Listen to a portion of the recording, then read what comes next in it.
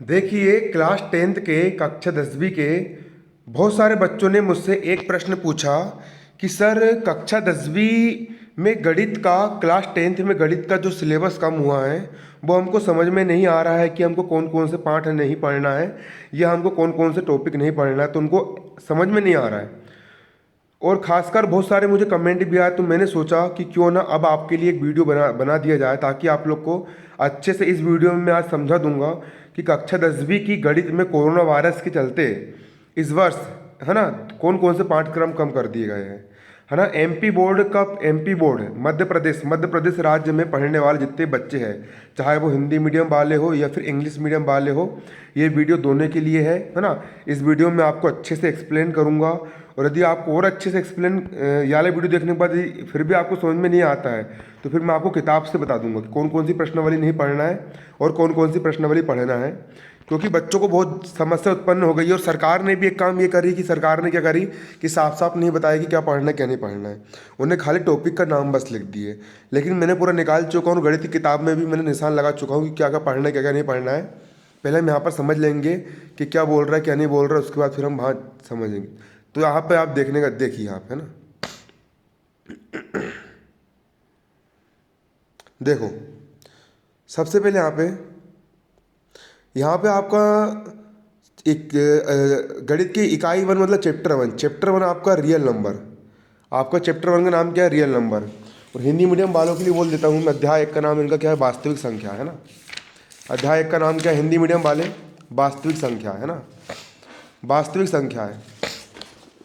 तो अध्याय 1 वास्तविक संख्या, है ना। तो वास्तविक संख्या है रियल नंबर वाले पार्ट से आपको यूक्लिड विभाजन प्रमेय का आपको बिल्कुल नहीं पढ़ना है। यूक्लिड विभाजन, है ना, यूक्लिड डिवीजन लेम्मा या फिर यूक्लिड विभाजन प्रमेय का आपको बिल्कुल भी नहीं पढ़ना है। यूक्लिड विभाजन प्रमेय का आपको बिल्कुल नहीं आने वाला। और यूक्लिड विभाजन प्रमेय का जो है वो आपको मतलब कि प्रश्नावली 1.1 आपको नहीं पढ़ना है। एक्सरसाइज 1.1 आपको बिल्कुल नहीं पढ़ना है। इसके आपको, है ना, यूक्लिड विभाजन प्रमेय का आपको बिल्कुल नहीं पढ़ना है। इसके एग्जाम्पल्स वगैरह भी आपको नहीं करना है। यदि आपको समझ में नहीं आएगा तो फिर मैं गणित की किताब से आपको बिल्कुल किताब के ऊपर मोबाइल रख के आपको वीडियो बना करके आपको दे दूंगा, है ना।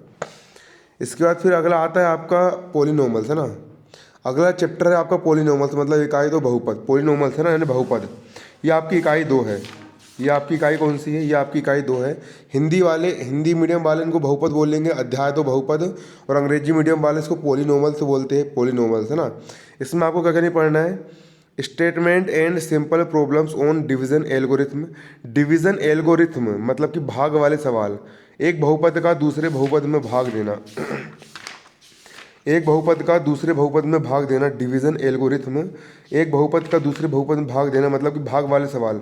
एक्सरसाइज 2.3 प्रश्नावली 2.3 के सवाल आपको परीक्षा में नहीं आएंगे।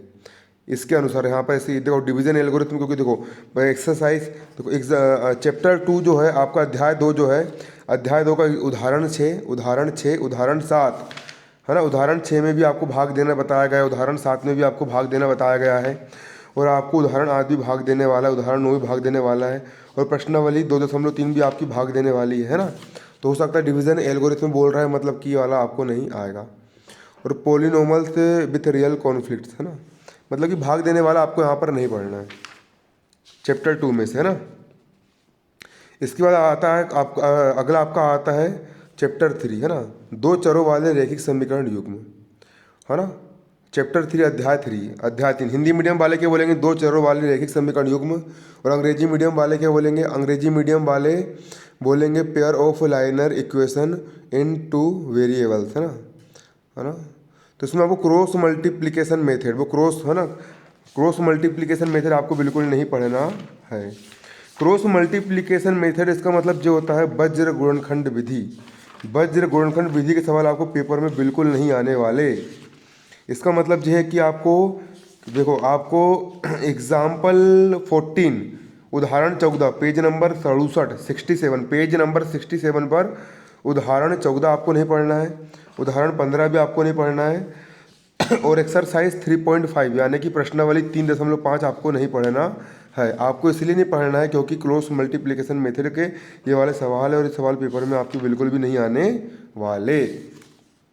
लेकिन ये भी हो सकता है कि यार कि फिर भी सवाल कर लेना, क्योंकि ये भी हो सकता है कि ये सवाल आ जाए और बोले कि क्रॉस मल्टीप्लिकेशन मेथड से मत करो, तो आप विस्थापन विधि कर लेना, प्रतिस्थापन विधि भी कर लेना, है ना। क्रॉस मल्टीप्लिकेशन मेथड बज्र गुणनखंड विधि वाले सवाल जो है वो आपको नहीं आने वाले। इसके बाद फिर अगला है आपका द्विघात समीकरण। अगला है क्या आपका, अगला चैप्टर है आपका द्विघात समीकरण, है ना, द्विघात समीकरण, है ना, क्वाड्रेटिक इक्वेशंस, है ना, द्विघात समीकरण। अध्याय 4 हिंदी मीडियम वाले अध्याय 4 द्विघात समीकरण बोलेंगे, हिंदी मीडियम वाले अध्याय 4 द्विघात समीकरण बोलेंगे, और इंग्लिश मीडियम वाले क्या बोलेंगे, क्वाड्रेटिक, है ना, इक्वेशंस, है ना। इसमें आपको क्या आएगा, देखो, situational problems based on equations reducible to quadratic equations. Situational problem, situation problem का मतलब जो होता है कि जहाँ पर आपको स्थिति दी जाती है कि ऐसी ऐसी है, मतलब जो कठिन वाले सवाल होते हैं सिचुएशनल प्रॉब्लम्स, जो कठिन सवाल नहीं होते क्या, कि इस कठिन सवाल जो सिचुएशनल प्रॉब्लम्स होती है वो आपको नहीं पूछी जाएगी।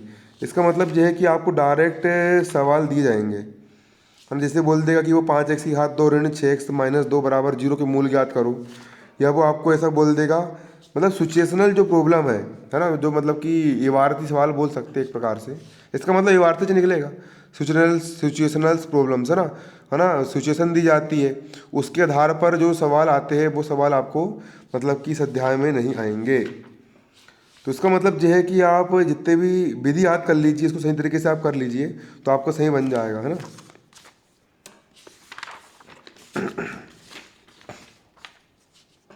इसके बाद फिर आपका आता है चैप्टर 5, है ना, चैप्टर 5 समांतर श्रेणी। हिंदी मीडियम वाले अध्याय 5 समांतर श्रेणी बोलते हैं, और अंग्रेजी मीडियम वाले अरिथमेटिक प्रोग्रेशन बोलते हैं। यहाँ पर आपको क्या नहीं आएगा, application in solving daily life problems based on sum to n, है ना। सम मतलब कि सम मतलब योग, समांतर श्रेणी का योग आपको बिल्कुल नहीं आने वाला। समांतर श्रेणी का योग, समांतर श्रेणी का योग मतलब क्या नहीं आएगा आपको, समांतर श्रेणी का योग मतलब कि आपको देखो उदाहरण 11 नहीं पढ़ना है ना, उदाहरण 12 भी आपको नहीं पढ़ना है, पेज नंबर 121 पे उदाहरण 13 एग्जाम्पल 13 भी आपको नहीं पढ़ना है, एग्जाम्पल 14 भी नहीं पढ़ना है, एग्जाम्पल 15 नहीं पढ़ना है, एग्जाम्पल 16 नहीं पढ़ना है, और प्रश्नावली 5.3 एक्सरसाइज 5.3, है ना, ये योग पर बेस्ड है। एक्सरसाइज 5.3 आपको बिल्कुल भी नहीं पढ़ना है, और कोचिंग में पढ़ाने के चक्कर में मेरा बहुत समय खराब हुआ इसको, जबकि पेपर में आ ही नहीं रहा है ना। तो प्रश्नावली 5.3 आपको बिल्कुल भी नहीं पढ़ना है, प्रश्नावली 5.3 आपको नहीं पढ़ना है ना। इसके बाद फिर अगला आता है आपका त्रिभुज। त्रिभुज मतलब ट्रेंगल्स। ट्रेंगल्स वाले अध्याय में देखिए आपको क्या क्या नहीं पढ़ना है। ट्रेंगल्स यानी त्रिभुज, हिंदी मीडियम वाले अध्याय 6 त्रिभुज बोलेंगे, और अंग्रेजी मीडियम वाले ट्रेंगल्स बोलेंगे ना। तो यहाँ पर क्या है, पहला देखो, proof of the following theorems are deleted. देखो कौन कौन सी चीज़ डिलीट हुई है। पहला, the ratio of areas of two similar triangles is equal to the ratio of the squares of their, है ना, कोरस्पॉन्डिंग साइड्स। देखो यार मुझे ना अभी क्या रात के बज गए एक, और मुझे लग गई है बहुत जम से भूख। रात के 1 बज रहे हैं, मैंने अभी खाना नहीं खाया, दिन भर से मैं पढ़ा ही रहा हूँ, है ना, लेक्चर आप लोग के शूट लग रहा हूँ, तो अब शायद मेरे अब बहुत क्षमता खत्म हो गई है ना। तो उसका जो आगे का जो पार्ट है गणित वाला, मैं आपके लिए कल बनाऊंगा और कल आपके लिए वीडियो अपलोड कर दूंगा मैं, है ना।